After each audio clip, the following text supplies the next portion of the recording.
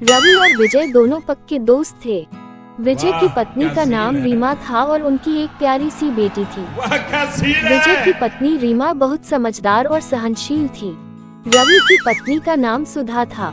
विजय और रवि दोनों ही बड़े व्यापारियों की दुकानों पर मजदूरी करते थे और मजदूरी से जो पैसे आते वह दोनों अपने पत्नियों को दे देते थे।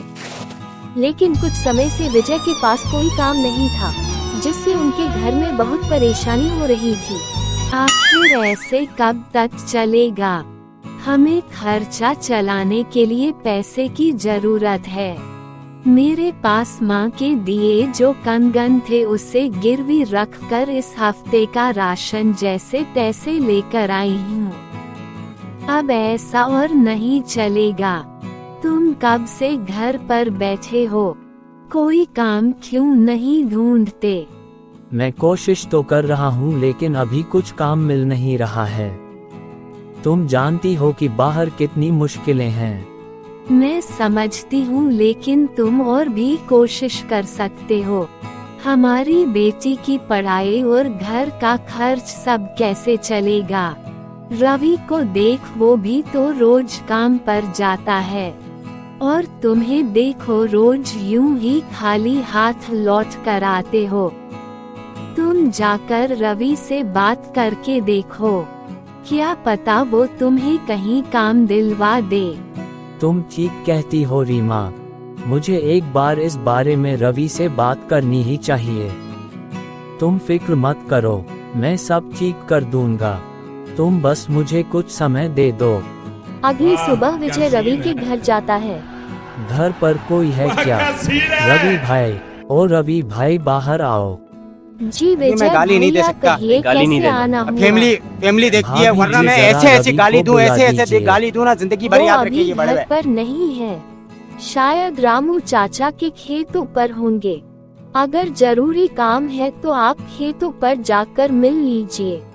विजय खेतों की ओर निकल पड़ता है। रवि, क्या तुम्हारे यहाँ काम करने की कोई जगह है? मुझे भी कोई नौकरी मिल जाती तो अच्छा रहेगा। देख विजय, मुझे तो इस बारे में ज्यादा पता नहीं है, लेकिन अगर तुम चाहो तो मेरे साथ सेठ जी के पास चल सकते हो। हम उनसे बात कर सकते हैं। अगर कोई काम होगा तो तुम्हें जरूर रख लेंगे। अच्छा है रवि, मैं तो बस किसी भी तरह से काम करना चाहता हूँ। चलो कल हम सुबह ही चलते हैं। हाँ ठीक है, कल सुबह जल्दी मिलते हैं। अगले दिन सुबह विजय, आ गए तुम? चलो चलते हैं सेठ जी के पास। हाँ रवि, मैं तैयार हूँ। बाजार चलते हैं और वहीं उनसे बात करेंगे। भाई रवि, बारिश तो बहुत ज्यादा बढ़ गई है। अगर इतनी ज्यादा बारिश में आगे बढ़ेंगे तो हम बीमार पड़ जाएंगे। हमें अभी कुछ देर यहीं रुकना होगा। तभी विजय की नज़र एक झोपड़ी पर पड़ जाती है और वह रवि को इशारे करते हुए, रवि भाई वो देखो, वहाँ एक छोटी सी कुटिया है। चलो वहाँ किसी से मदद मांगते हैं। क्या पता थोड़ी देर अपनी कुटिया में हमें रुकने दे जब तक कि यह बारिश नहीं रुक जाती। दोनों दोस्त उस कुटिया के पास पहुँचते हैं। कोई है यहाँ? हमें थोड़ी सी मदद चाहिए थी। बेटा अंदर आ जाओ। जब दोनों अंदर आते हैं तो उन्होंने देखा कि अंदर एक बूढ़ी माँ बैठी हुई थी। अम्मा, हमें थोड़ी मदद की तलाश थी। हम बाजार के लिए निकले थे और अचानक जोरदार बारिश शुरू हो गई और हम इस जंगल में फंस गए हैं। जब तक कि बारिश बंद नहीं हो जाती, अगर आप बुरा ना मानो तो कुछ देर हम आपके झोपड़े में गुजार सकते हैं। बस बारिश रुकने के बाद हम यहाँ से चले जाएंगे।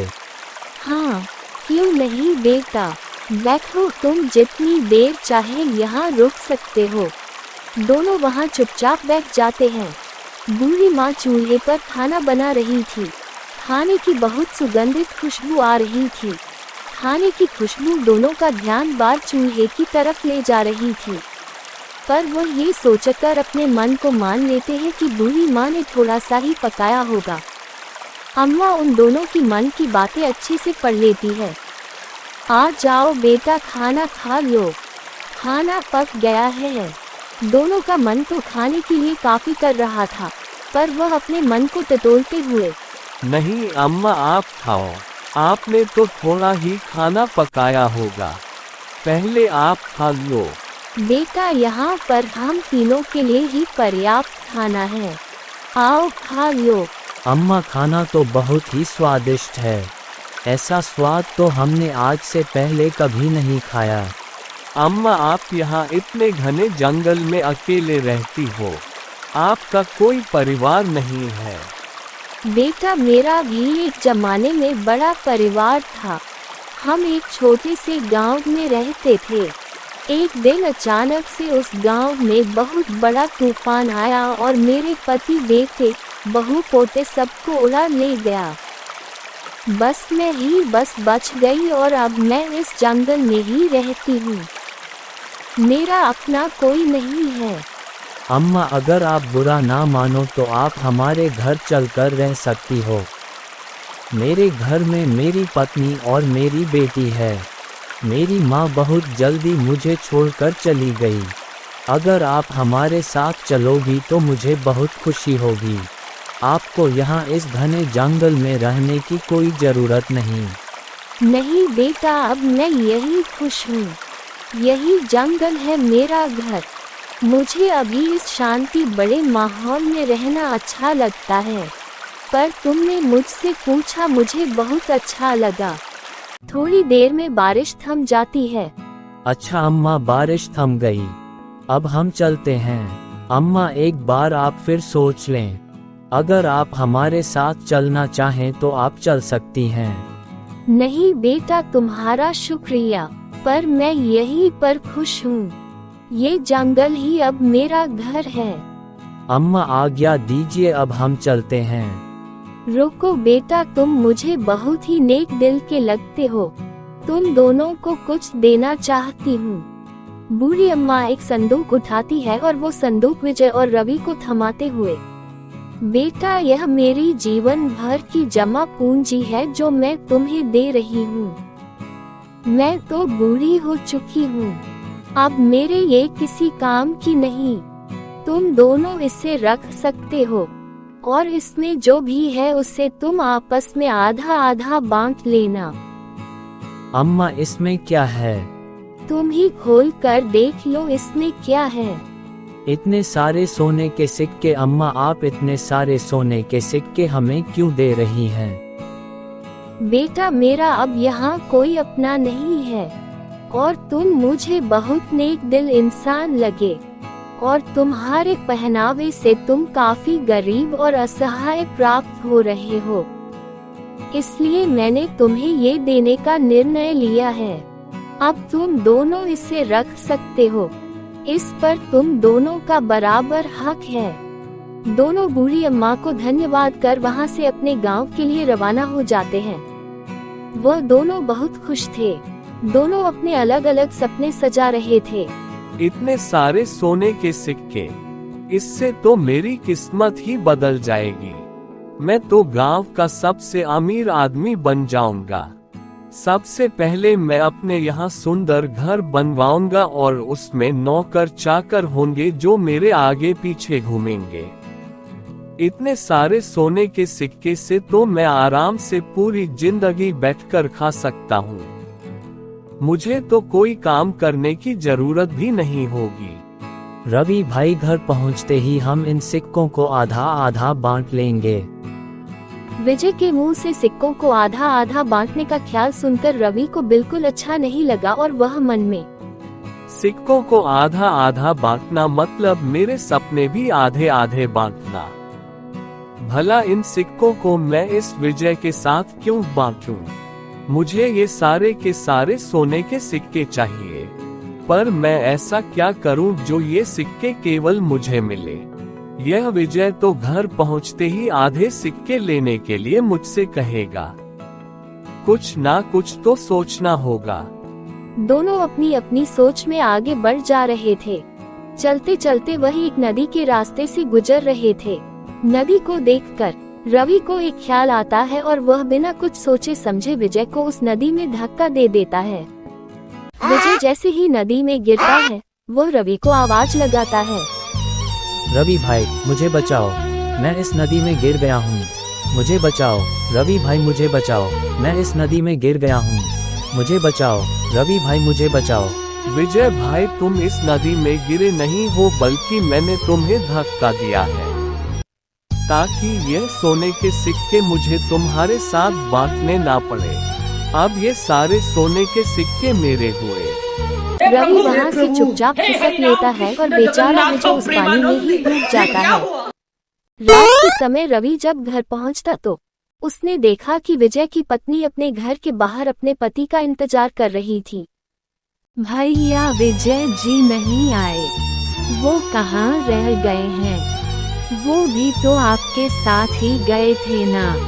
रवि ने सारी बातों को छुपाते हुए, हाँ बहन, विजय और मैं दोनों साथ ही गए थे और मैंने अपने मालिक से विजय की बात भी करवाई और मालिक ने उसे कल से काम पर आने को भी कह दिया था। इसके बाद विजय वहाँ से चला गया और मैं काम करके अभी घर लौटा हूँ। ये सुनकर विजय की पत्नी और भी घबरा जाती है। भैया विजय जी अभी तक घर नहीं आए हैं, मुझे समझ नहीं आ रहा वो कहाँ है? वो ठीक तो होंगे ना? मेरा दिल बहुत घबरा रहा है। चिंता मत करो बहन, हो सकता है उसने कहीं और जगह भी काम की तलाश की हो और ज्यादा रात होने की वजह से वहीं कहीं रुक गया हो। आप सुबह तक इंतजार करो, मुझे पक्का विश्वास है कि वो सुबह तक आ जाएगा। अभी मैं गाली नहीं दे सकता, गाली नहीं देना। फैमिली देखती है, वरना मैं ऐसे गाली दूं, ऐसे गाली दूं ना, जिंदगी भर याद रखेंगे। विजय का पता लगाता हूँ और अपने साथ लेकर आता हूँ। रवि ने रीमा को सहमति जताते हुए घर से बाहर चला गया और दूर जाकर जंगल में ही बैठ गया। विजय तो अब शायद कभी नहीं आएगा। अभी मैं गाली नहीं दे सकता, बहन गाली नहीं देना। फैमिली देखती है, वरना मैं ऐसे गाली दूं, ऐसे गाली दूं ना, जिंदगी भर याद रखेंगे बड़े भाई। बाद में जाकर कह दूंगा कि मैंने विजय को बहुत ढूंढा लेकिन विजय कहीं मिला ही नहीं, और उसके बाद मैं उस सोने के सिक्के को बेचकर बहुत सारे पैसे कमाऊंगा और गांव का सबसे अमीर आदमी बन जाऊंगा। अभी तक तो ये बात मैंने अपनी पत्नी को भी नहीं बताई। सबसे पहले उसे भी यह बात बतानी होगी, वह भी बहुत खुश हो जाएगी। रात को तो मैंने चुपचाप दबे पांव कमरे में जाकर उस सोने के सिक्के को छुपा दिया था, लेकिन कहीं अगर मेरी पत्नी को उन सोने के सिक्कों पर नजर लग गई तो वह पूरे गांव में शोर मचा देगी। रवि वहां थोड़ी देर आराम करता है और आराम करने के 4 घंटे बाद वह फिर अपने घर के लिए निकल पड़ता है। वो बहुत निराश होने का दिखावा करते हुए रीमा के घर पहुंचता है और रीमा को आवाज लगाता है, रीमा बहन, ओ रीमा बहन बाहर आओ। रीमा बाहर आती है और वह रीमा को बताता है कि उसने विजय को बहुत ढूंढा और उसे विजय कहीं भी नहीं मिला। तभी रीमा के पीछे से विजय बाहर आता है। विजय को अपने सामने जीता जागता देखकर रवि के पैरों तले जमीन खिसक जाती है। विजय तुम यहाँ कैसे? क्यों रवि भैया, मुझे यहाँ देखकर तुम्हें खुशी नहीं हुई क्या? रवि विजय की बातों का कोई जवाब नहीं देता।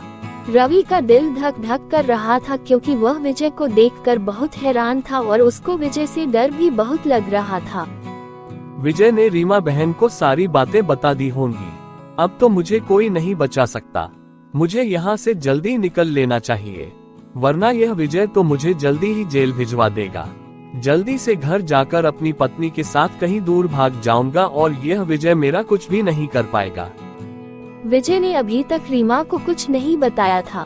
रवि और विजय चुप बस एक दूसरे को देखे जा रहे थे। रवि बिना कुछ बोले वहां से चुपचाप दबे पांव वहां से खिसक जाता है और जैसे ही संदूक खोलता है तो रवि के पांव से जमीन निकल जाती है। हाय रब्बा, ये सब कैसे हुआ? मेरे सोने के सिक्के कहाँ गए? कहीं उस विजय ने तो नहीं चुरा लिया? ये कहाँ चले गए और कंकर भर दिया उसमें? रवि यह सब सोच ही रहा था तभी उसके सामने बूढ़ी अम्मा प्रकट हो जाती है। अचानक बूढ़ी अम्मा को अपने सामने देखकर रवि बहुत हैरान हो जाता है। अम्मा आप यहाँ कैसे? अपनी गंदी जुबान से मुझे अम्मा मत कहना। दुष्ट, तुम बहुत दुष्ट और पापी व्यक्ति हो। तुमने अपने दोस्त के साथ इतना बुरा काम किया। यही तुम्हारे कर्मों की सजा है। तुमने इस सोने के सिक्के के लिए अपने दोस्त को मारने की कोशिश की। लो, अब तुम्हारे पास ना तुम्हारा वो दोस्त है और ना ही सोने के सिक्के। अब तुम सारी जिंदगी इस कंकर से ही खेलते रहना और अमीर बनकर नेक सपने देखना। अम्मा मुझे माफ कर दो, मुझसे बहुत बड़ी गलती हो गई। मैं लालच में बहक गया था। माफ उसे किया जाता है जिसने कोई गलती की हो और तुमने गलती नहीं की। तुमने एक गुनाह किया है अपने दोस्त को जान से मारने का। किसी व्यक्ति की जान लेने की कोशिश की है तुमने और अब यही तुम्हारी सजा है। इतना कहकर बूढ़ी अम्मा वहां से गायब हो जाती है और रवि को अपने करने पर बहुत पछतावा होता है। रवि अपने पास से सब कुछ गवा देता है जिसके उसने सपने देखे थे। विजय अपनी पत्नी रीमा के साथ अंदर जाता है। विजय की मन में काफी उथल पुथल चल रही थी। मैं क्या करूं? रीमा को वह बताऊं जो मेरे साथ हुआ या नहीं? अगर मैंने बताया तो ये बहुत परेशान हो जाएगी। लेकिन जो रवि ने मेरे साथ किया वह बिल्कुल सही नहीं किया। लेकिन अगर मैं रीमा को सच बताऊंगा तो मुझे पक्का यकीन है कि यह रवि को पुलिस के हवाले कर देगी और रवि बाकी की जिंदगी जेल की सलाखों के पीछे काटेगा। लेकिन अगर ऐसा होगा तो रवि के साथ साथ उसके मासूम बच्चे भी किसी सजा को झेलने लगेंगे और उनके घर में तो कमाने वाला बस रवि ही है। अगर वह जेल में रहेगा तो उसके भी बच्चे अकेले पड़ जाएंगे। नहीं, मैं ऐसा नहीं कर सकता। हाँ, रवि के पास जो होना चाहिए था वो उसे मिल गया है और तुम्हारे पास जो होना चाहिए था ये वो है। जैसे ही विजय उस संदूक को खोलता है उसने देखा कि संदूक सिक्कों से भरा था, वो भी सोने के। अम्मा, इसमें तो बहुत सारे सोने के सिक्के हैं। अब तुम इस संदूक को अपने पास रखो। अब ये सब तुम्हारा है, इसे संभाल कर रखना। इतना कहकर बूढ़ी अम्मा वहाँ से गायब हो जाती है। ये कौन थी और ये अचानक से कहाँ गई? ये तो मुझे भी नहीं पता। मैं तो इन्हें आम इंसान समझ रहा था, लेकिन लगता है ये कोई फरिश्ता थी जो हमारी मदद करने आई थी। इतने सोने के सिक्के, इससे तो हम बहुत अमीर हो जाएंगे और हमारे सारे सपने पूरे हो जाएंगे। हाँ रीमा, इससे हम अपने सारे सपने पूरे करेंगे जो हमने देखे हैं।